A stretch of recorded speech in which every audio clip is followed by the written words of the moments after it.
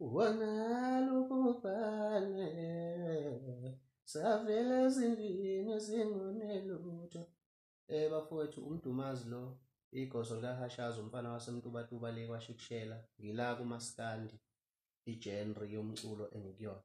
Cha bafowethu, akukuningi engizokudlulisa, kepha nje-ke ngizonxusa bonke abantu ukuthi belandele futhi belalele imigomo kahulumeni njengoba eseyikhiphile eyokuthi kulo 21 days sihlale eyindlini.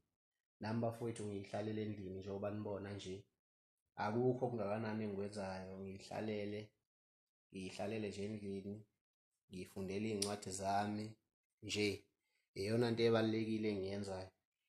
Bese ngiza lapha-ke esigabeni senhlanzeko. Bafowethu, ngiyacela ukuthi lesi simo nalesi sifo lesi esibhekene naso sizameni bafowethu ukuthi inhlanzeko ibe khona, ngoba iyona eyokwenza ukuthi sixosheke lesi sifo lesi singakwazi ukukuthelela kalula.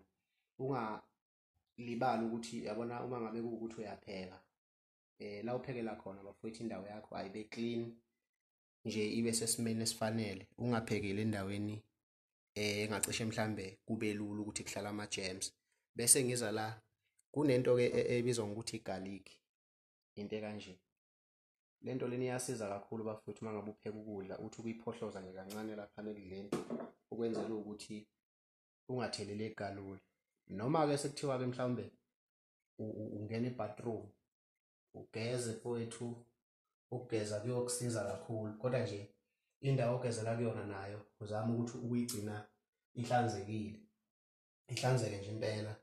Noma ngabe kuthiwa uyayithanda njengami, ube nawo ama-air fresh, izinto ey'zokwenza ukuthi umoya unuke kahle endlini. Kodwa phezu kwalokho ungabe usukhohlwa into ey'fana ne-sanitizer. I-sanitizer ibalulekile kakhulu bafowethu, ibalulekile i-sanitizer. Thola i-sanitizer ube nayo konke nje, uma uqeda ukuthinta amanzi sanitize izandla zakho, uqeda ukuthinta isitsha nje uhleze bafowethu uy'gadile, ngoba ngiyanidinga kakhulu mina futhi ngiyanithanda ngiwuMdumazi. Ngiyacela nje bafowethu ukuthi siy'phatheni kahle, siy'nakekele kulo 21 days. uNkulunkulu nje anibusise, nihlalelani khona.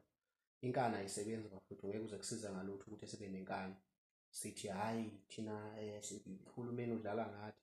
Ake simlaleleni, simhlonipheni kulokhu akushoyo. Ngiyihlalele-ke bafowethu nami endlini njengoba nibona nje ngiyidlela isikhindi sami, ngihlalele phansi.